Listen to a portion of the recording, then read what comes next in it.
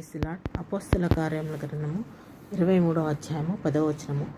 కలహం ఎక్కువైనప్పుడు వారు పౌలును చీల్చివేయుదురేమో అని సహస్రాధిపతి భయపడి, మీరు వెళ్ళి వారి మధ్య నుండి అతనిని బలవంతముగా పట్టుకొని కోటలోనికి తీసుకుని రండని సైనికులకు ఆజ్ఞాపించెను.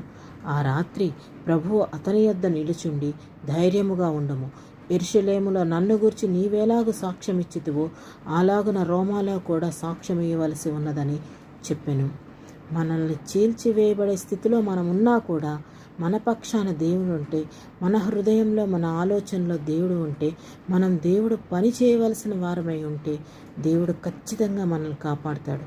మన ధైర్యము దేవుడే, మన నమ్మకము దేవుడే. మన యేసుక్రీస్తు వారు మన కోసము శిలువ యాగంపై బలి అయిపోయారని తెలుసుకున్న విషయం మనం గట్టిగా నమ్మి విశ్వాసంలో ముందుకెళ్ళాలి. మనం ప్రతి విషయంలో దేవుడి మీద నమ్మకంగా ఉండాలి.